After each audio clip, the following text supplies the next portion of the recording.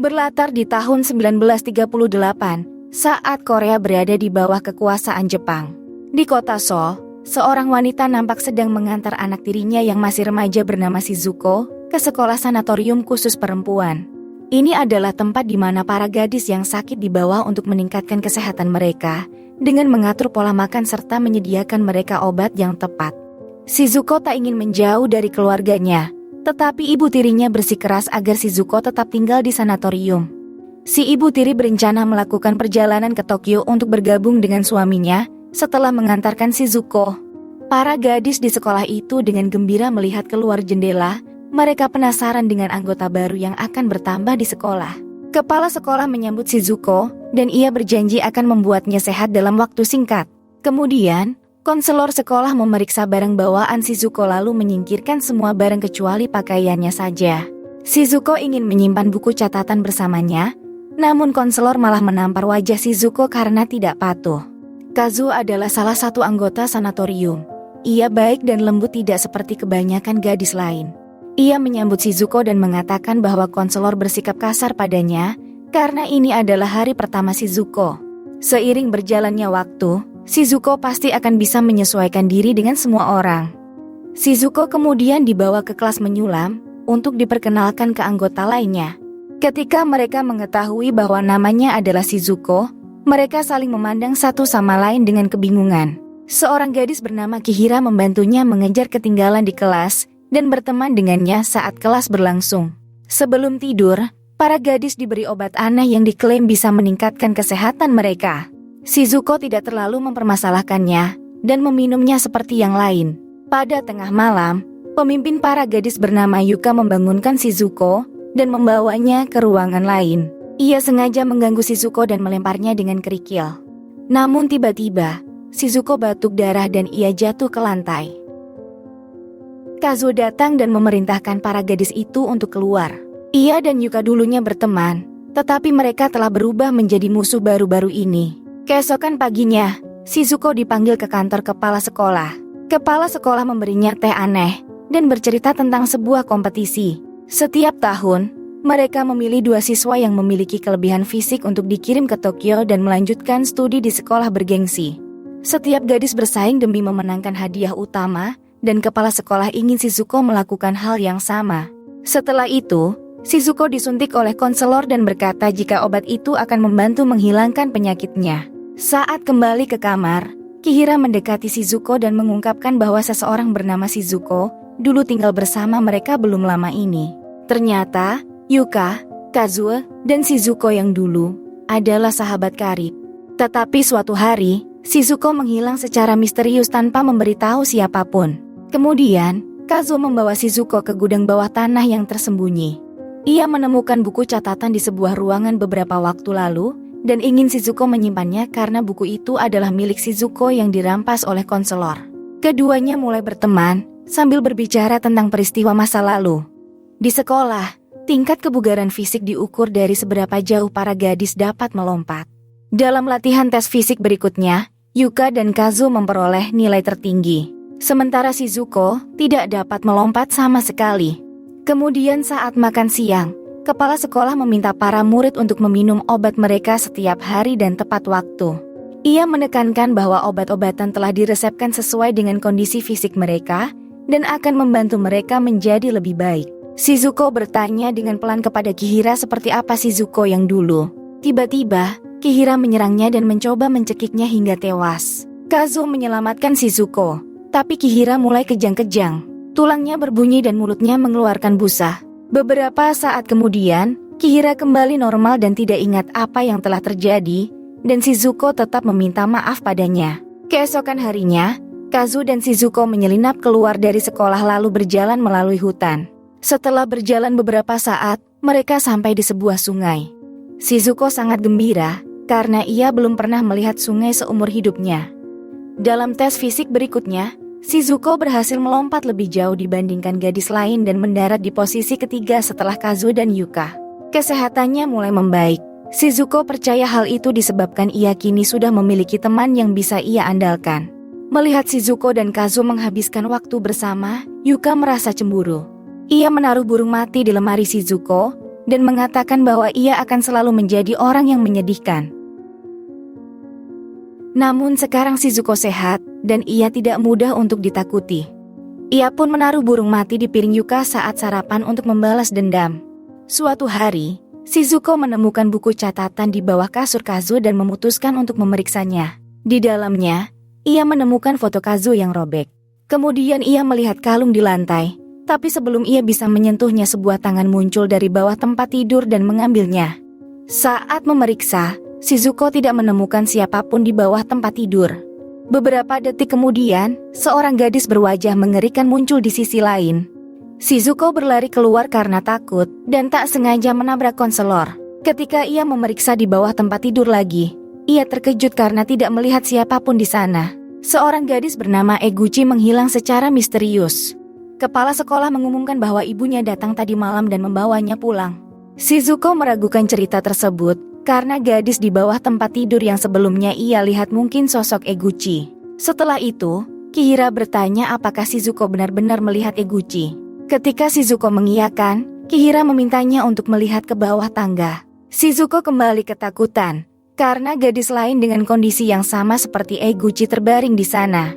Ketika Shizuko mundur karena kaget, ia bertemu dengan Kihira yang sekarang mencekik dirinya sendiri. Ketika ditanya apa yang terjadi, ia jatuh ke lantai dan berjuang untuk bangun. Tulangnya mengeluarkan bunyi, dan tubuhnya terlipat menjadi dua. Shizuko berlari memanggil konselor tetapi ketika mereka kembali, baik Kihira maupun gadis lainnya tidak ada di sana.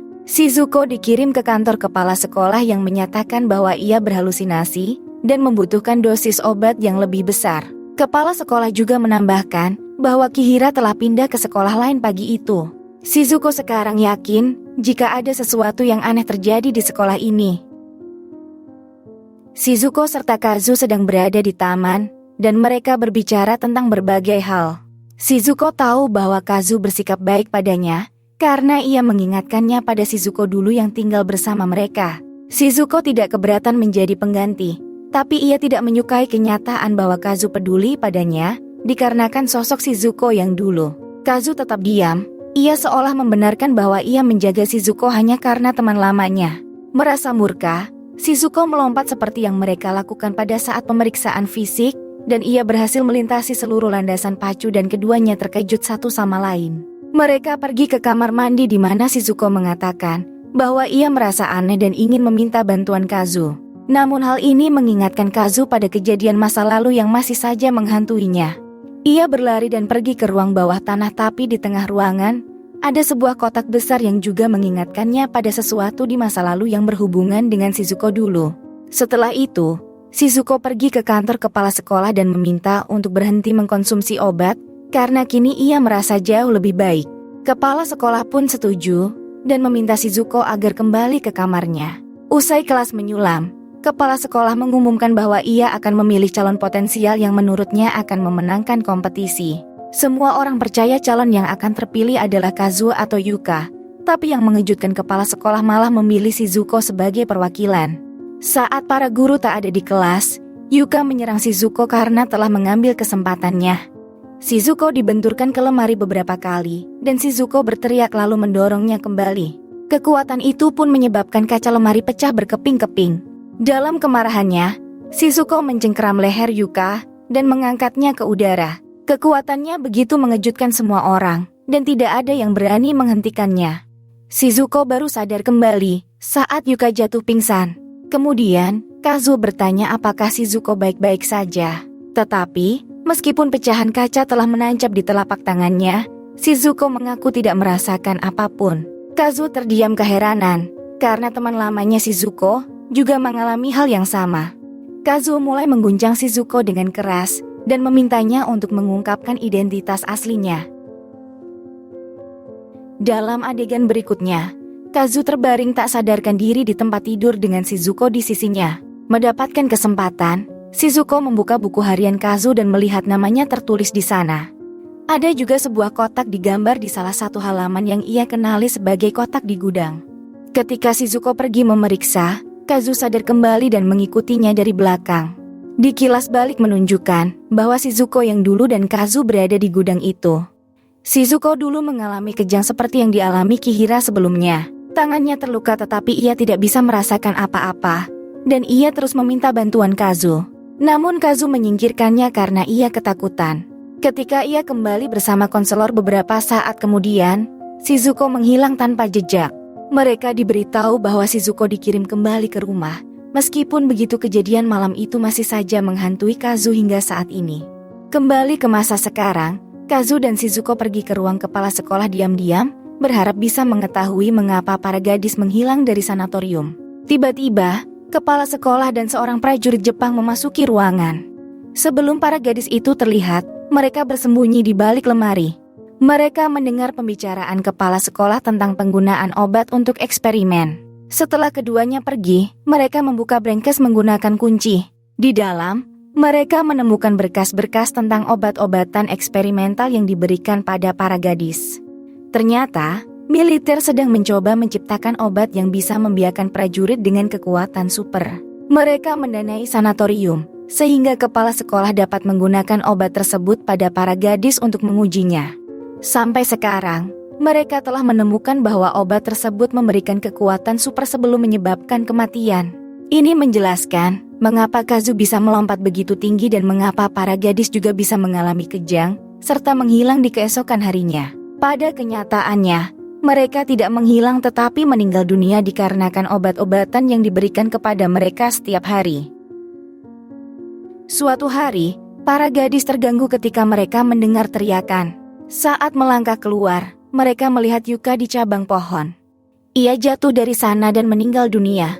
Para gadis pun segera diminta kembali ke kamar masing-masing oleh konselor. Lalu, konselor menyadari bahwa Shizuko dan Kazu tidak bersama yang lain. Di luar, mereka berlari melewati hutan untuk menjauh dari sanatorium sebisa mungkin.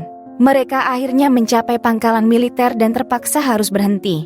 Saat mereka hendak lari ke arah lain, seorang prajurit menangkap mereka. Ketika para gadis itu melawan, Kazu tertembak dari belakang.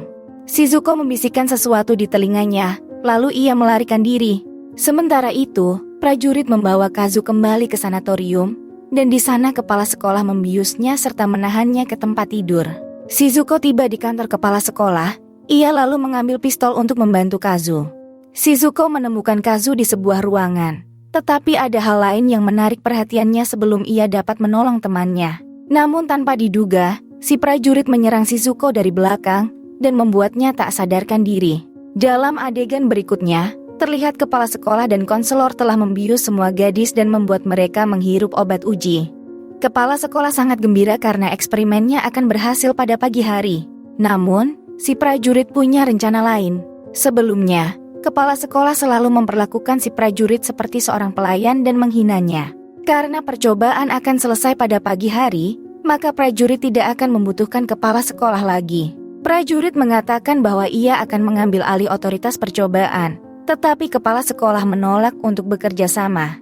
Konselor itu juga menentang kepala sekolah dan menampar wajahnya. Tak lama berselang, tempat tersebut kini diserbu oleh para prajurit lain. Di tempat lain, Kazu terbangun di dalam sebuah kotak yang sedang diisi air. Ia mencoba melarikan diri tetapi terjebak. Beberapa saat kemudian, Shizuko bangun dan berlari untuk mencari Kazu. Namun, ia malah menemukan sebuah ruangan dengan beberapa tangki berisi para gadis yang membeku di dalamnya. Shizuko sangat terkejut karena Kazu juga berada di dalam kotak. Ia menangis dan meminta Kazu untuk keluar, tetapi temannya sudah meninggal. Ketika kesedihannya sirna, amarah pun menguasai dirinya.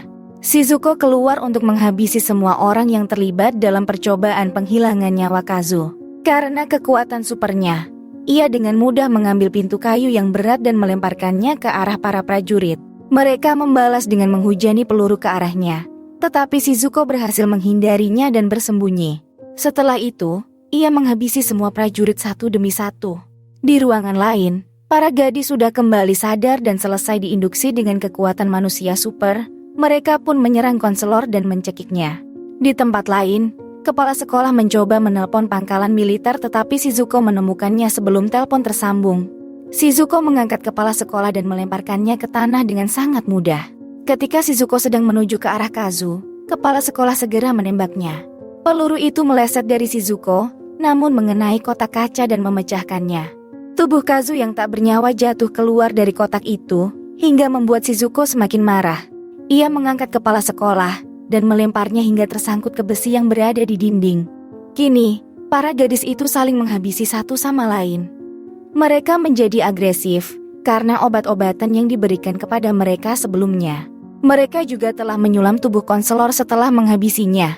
Seluruh sanatorium begitu berantakan dan mayat-mayat tergeletak di mana-mana. Satu-satunya orang yang masih hidup adalah Shizuko yang sedang duduk di samping mayat Kazu. Terima kasih sudah menonton ya guys. Jangan lupa untuk di-subscribe, like, komen dan share. Hatur nuhun pisan.